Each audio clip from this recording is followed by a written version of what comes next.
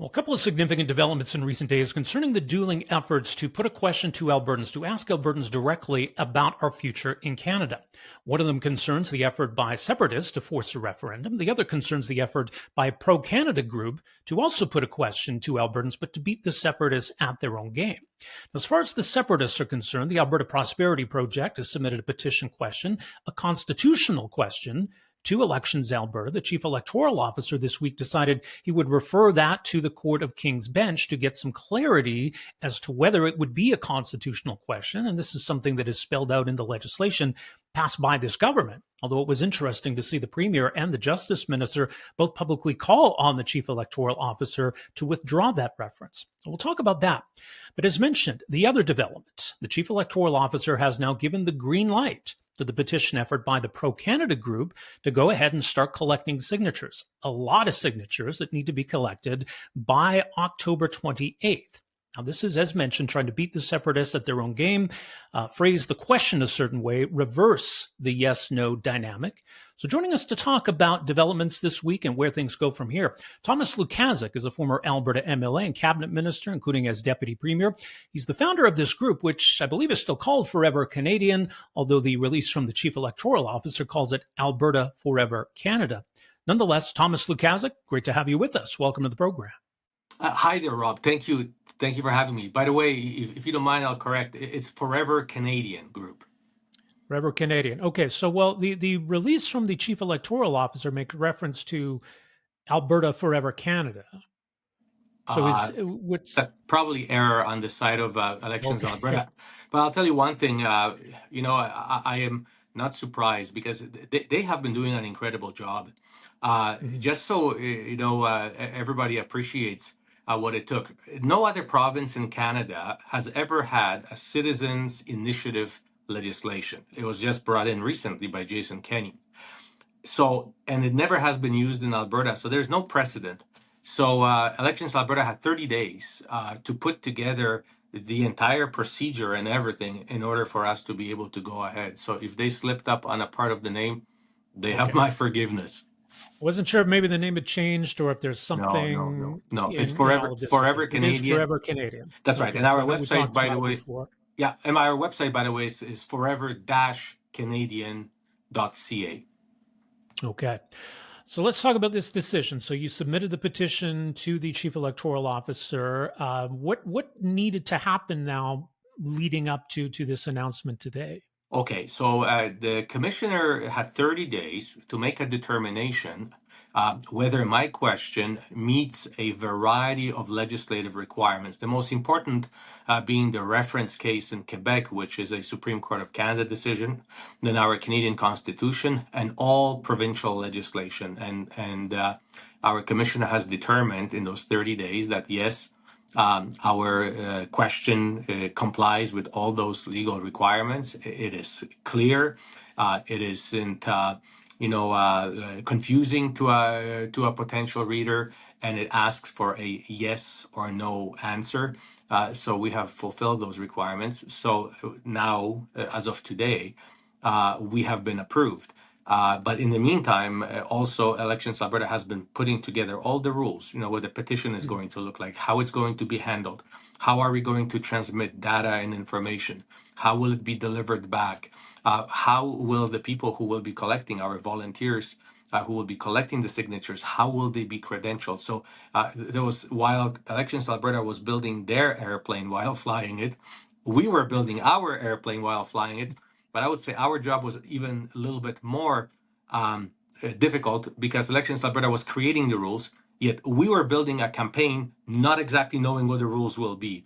So we had to build our campaign in 30 days.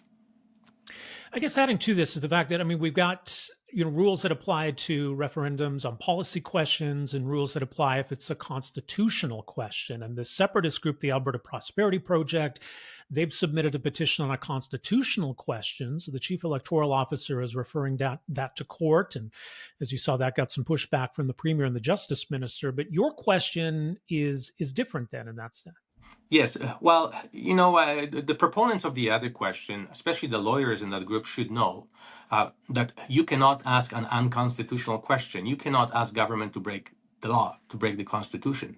As such, this constitutional amendment that they're asking for cannot be done because, number one, it disrespects all treaties that our First Nations have signed, not with Ottawa, but with Buckingham Palace. So pushing forward a referendum that totally disregards the treaties in itself is a problem. And the question, the way it's structured, also has a problem. It's not a clear yes or no question. So they have a variety of problems, but we'll let them worry about that. We met all the legislative requirements. Now, you bring up a good point. The Premier first created two sets of rules, one for separatists, one for us. We have to run twice around the field to race them. They only have to run once around the field, and we still have to win, but that's fine.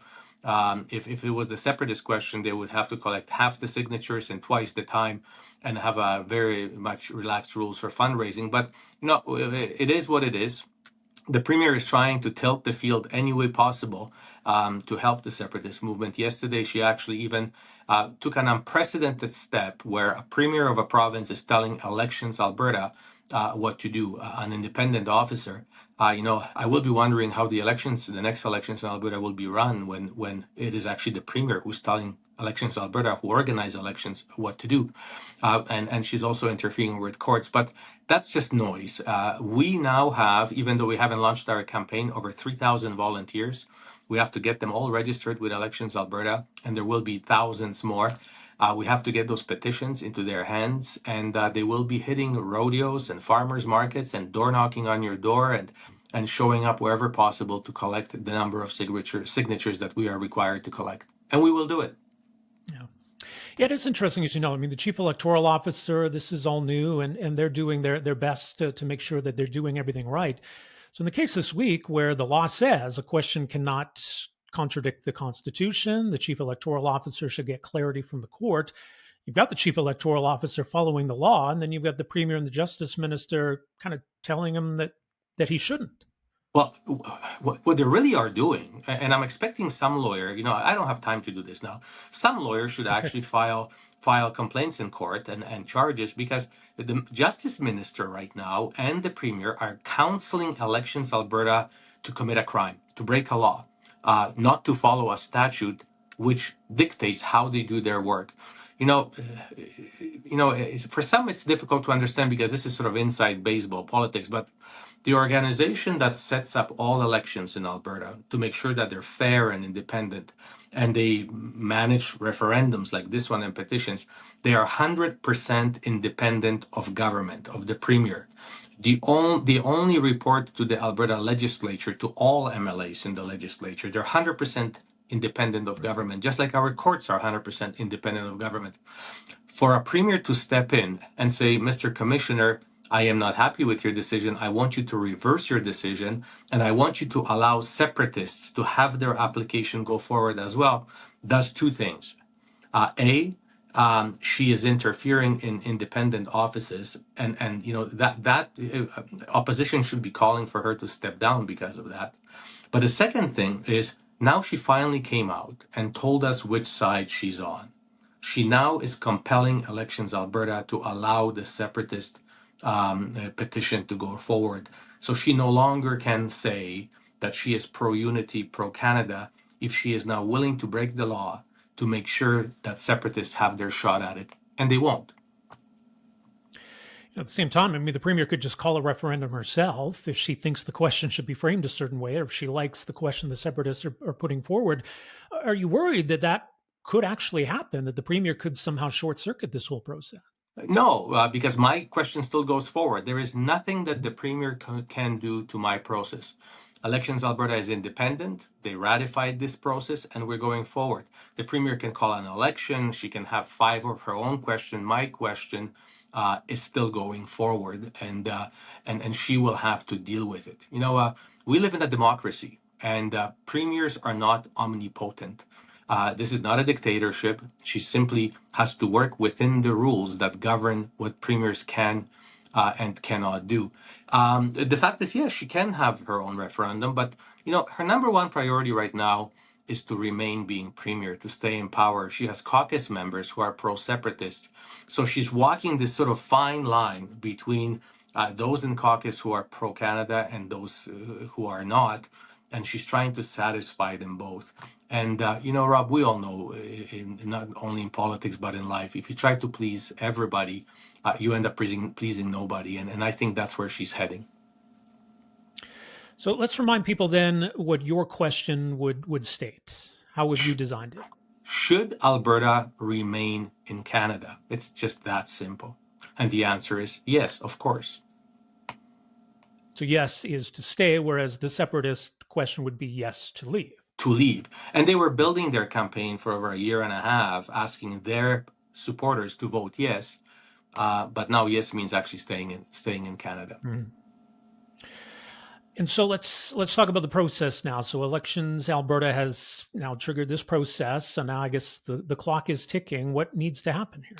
Yes, so we will be having a brief meeting with Elections Alberta, hopefully today or tomorrow, to just go over the rules and make sure that we clearly understand each other, as there's no precedence. Nobody has ever done this before.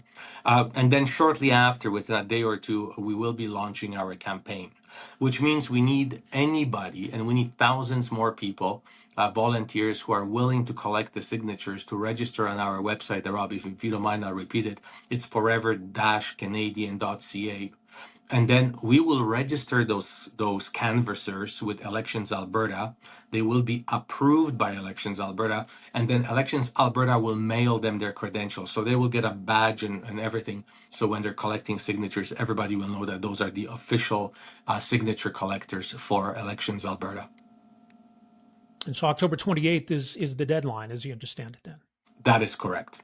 That is correct. So we have 90 days to collect nearly 300,000 signatures. It's a massive task. It's never been done before. Oh, sure. But looking at the response that we are receiving, we haven't even launched the campaign, and we have over 3,000 already eager volunteers to do the work. I'm very positive that we will not only reach that number and exceed that number. Vast majority of Albertans, and when I say vast, I'm talking 80% here, want nothing to do with separation. As a matter of fact, rightfully so, they fear that this whole talk about separation is going to cause us irreparable damage, economic damage, because investment and businesses don't do well when there is political instability. So the moment we get the signatures, we'll put this behind us, and then separatists cannot file another petition for another 5 years. So we'll have some breathing room. So we talked about last time. So the Premier has lowered the threshold in terms of the number of signatures needed for a referendum, but that came into force just as you had submitted your petition. So if, for example, the separatists get the go-ahead, they'll only have to collect, I believe it's 177,000 signatures. That's right. Is that right? So the Premier, played a game, and we need to call her out on it. She passed the legislation, the amendment, long time ago, and she sat on it. And then she proclaimed, which means brought into force, the entire act with the exception of the date when the rules changed. That's the only thing she held back. And she waited till American Independence Day. They had an agreement with separatists that separatists will file, and she will immediately trigger the new rules for them. So as I said earlier, she would allow them. If I was a separatist, I would have to collect half the signatures in nearly twice the time, and the restrictions on fundraising would be minor compared to what we have. But that's fine. The Premier has identified whom she wants to help, where her allegiances lie. But we don't mind doing the heavy lifting. There are more than 300,000 Albertans who are committed to Canada. And the stories, Rob, that I'm hearing right now, people, I don't know how some people got my phone number, but I'm getting phone calls, and I'm getting tons of direct messages and emails. And, elderly people crying because someone in their family a long time ago died in a war, wearing a Canadian uniform. About people being in civil service the entire life and working for Canada. Refugees and immigrants that, they owe literally their lives to Canada. The stories are really, heartbreaking. Canadians love Canada, and Albertans are Canadians. You would hope, though, maybe that Elections Alberta would apply the new rules to your petition. So why do you think that didn't happen? And is that already decided? Is there any chance to revisit that? Well, because unlike the Premier, Elections Alberta is not going to break the law. The Premier hold on just to that one aspect of the act, the change of rules, and implemented it purposely just after I filed my petition.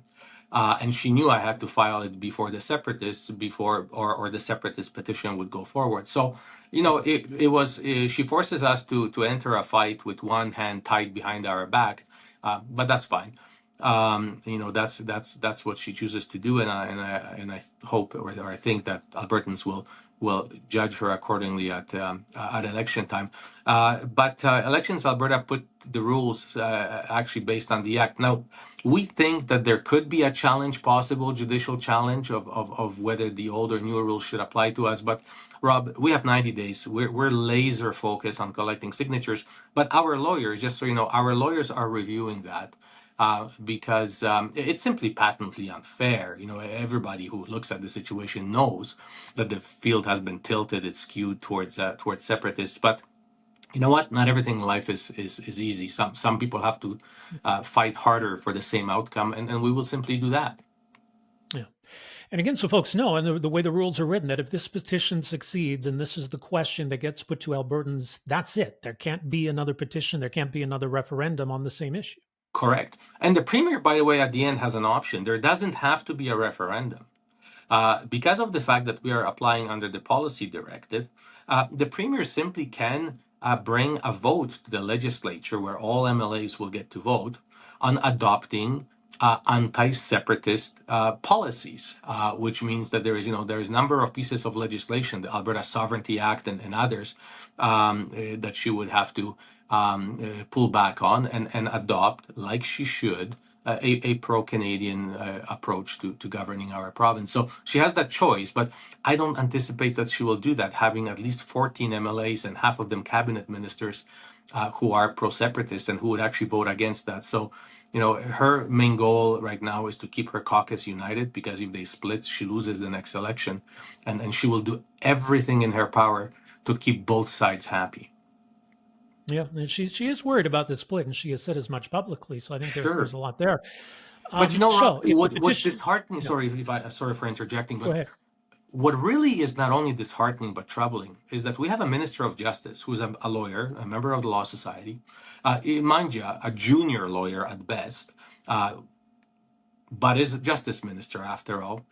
For him to actually come out with the Premier and direct an independent officer of legislature to withdraw documents from court and allow the separatist petition to go forward, that may be worthy of a disbarment from the Law Society, because you cannot have lawyers counseling anyone to not follow the law. So it would be up to the Premier, though, to decide, as you say, if there's going to be a referendum, and then I guess when there would be a referendum. So Elections Alberta will dictate that as well. So, thank God we live in a country where premiers unilaterally don't run this province. Elections Alberta will compel her to attach this referendum question to the next election, either municipal or provincial. So she will have no choice on that. She could call a separate referendum just for that question, but I wouldn't want her to do that, because that would be extremely expensive.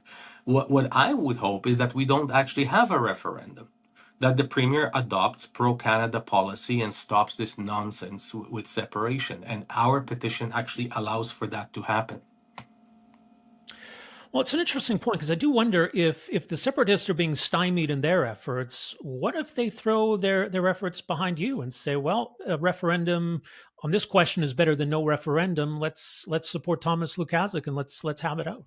Sure. No, yeah, they can do that, and I'm just fine with that. But be it known, and you will see it by the numbers of signatures that we're getting and the response we're getting, that if there was a referendum, 80% of voters will vote in favor of staying in Canada. Rob, the way we see it now, and we are using a lot of IT right now, sort of, dealing with data and looking at what's going on.